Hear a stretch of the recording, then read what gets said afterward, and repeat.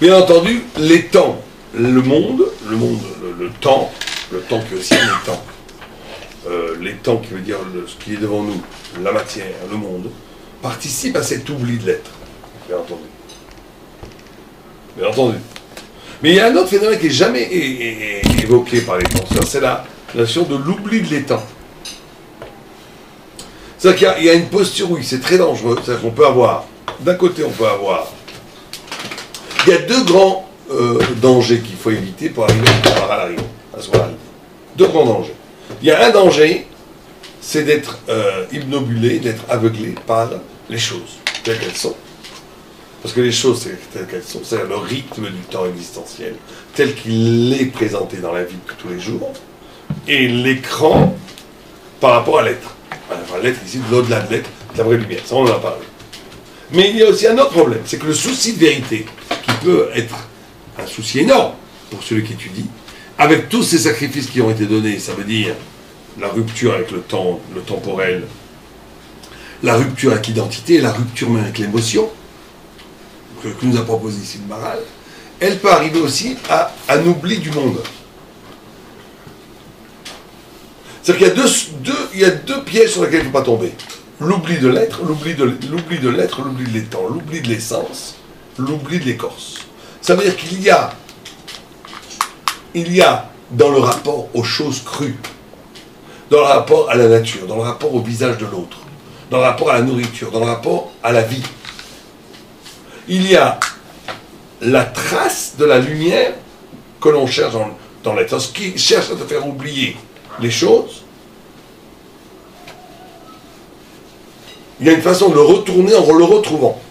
Ça veut dire, en d'autres termes, ou plutôt, l'étang te fait oublier l'essence, c'est vrai. Mais le souci de l'essence te fait passer à côté de l'étang, au point où la conscience de l'être, ou de la lumière, va être altérée par le manque de vitalité que l'oubli de l'étang va provoquer par le souci de l'être. C'est clair ou pas? Et donc c'est pour ça que la Torah nous demande toujours de reconduire un rapport à l'étang. Elle ne dira jamais par la Torah qu'on contemple le ciel toute la journée. Elle te dit, mets les tefilines, mange qui douche, on essaie de faire, impossible de faire un régime des juifs, c'est impossible. Il y a des gens qui essaient depuis des années. Faire un régime des juifs, c'est impossible. Shabbat, les fêtes, c'est impossible. Comment tu vas dans les Villa, une parmi ça, c'est impossible. Donc pourquoi c'est impossible? Parce qu'il y a un rapport à l'étang qui est toujours constant. Par l'exigence des mitzvot. Alors d'un côté, on te dit, il faut, le rapport à la Torah, c'est une assiduité au point où tu romps avec le monde, où tu romps avec le mondain, tu romps même avec le temps de la conscience, pour arriver à l'éruption de l'illumination du temps de l'éternité, où tu romps avec l'identité, avec ce que tu es. Est-ce que la vie a fabriqué de toi pour laisser tout l'espace ouvert à la lumière de la Torah, où tu romps avec ta famille, pour que l'émotivité et l'émotion ne viennent pas gréver le poids de la vérité. Et d'un autre côté, toute la Torah te renvoie à l'étang. Comment est-ce qu'on vit cette dualité? C'est une dualité, c'est une contradiction, c'est une aporie pour les mitzvot pour nous sortir du limoud en fait. C'est une stira. Non, c'est que le rapport au monde est aussi essentiel que le rapport à l'étang. C'est ta vie, toi. Non, parce qu'il y a dans le rapport au monde la vitalité. La notion de vitalité pure, elle est essentielle au non-dévoiement, ça c'est un grand secret. Le rapport à la vitalité fait que ton rapport à l'idée ne va pas être un rapport à l'idée de muséum, de complètement mortifère, qui ne va pas être un rapport au concept, qui va être lié à la mort, lié à la haine de la vie, lié à la haine de l'instant. Et donc là, on rentre dans un truc très très fin, où on doit avoir en même temps le souci de l'éternité, mais ce souci de l'éternité doit ne jamais t'empêcher de vivre l'instant. Et l'instant se vit dans un rapport à l'étang. C'est pour ça qu'on appelle des instants d'éternité. C'est pour ça que Atid qui veut dire le futur. Atid est composé par le mot et qui veut dire l'instant.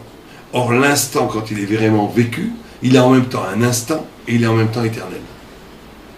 Ça veut dire qu'il faut que le moment soit un moment qui garde toute son identité du moment, c'est-à-dire qui est absolument éphémère,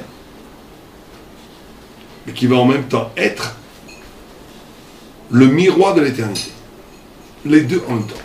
Parce que ça reflète que j'ai intégré ce que j'ai étudié, enfin, la vérité que j'ai apprise.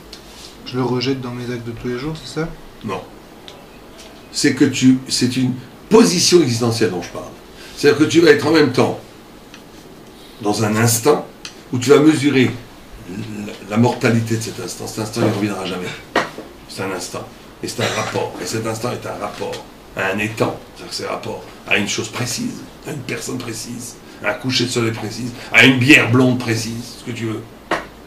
À ce que tu veux. À un livre précis. À un moment précis. Or, on est tout le temps dans l'oubli du temps, de l'étang.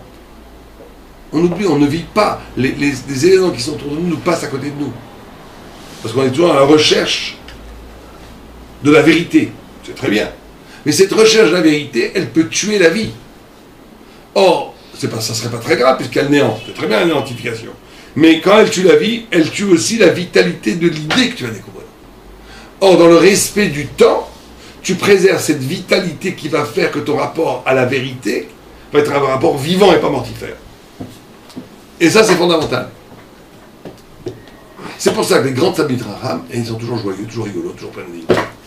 Ce n'est pas des contemplatifs qui sont en dehors du monde. Raphaïm était un homme incroyablement vivant. Tu regardes, tu vois Raphaïm Kanievski, tu vas chez lui, c'est un moyen de rire. Comment il est vivant, comment il est trop bien, comment il est scintillant. Il est dans l'instant, mais en même temps, il est en train d'en faire le chasse, il est dans l'éternité. Les deux en même temps. Et ça, c'est le secret du juif. Parce que vous remarquerez, dans toutes les autres cultures, ils sont ou dans l'instant, ou dans l'idée. Ils ne sont jamais dans les deux en même temps. C'est exactement dans les deux. Hein? Plutôt dans les deux à la fois. Qui dans l'instant et dans l'éternité.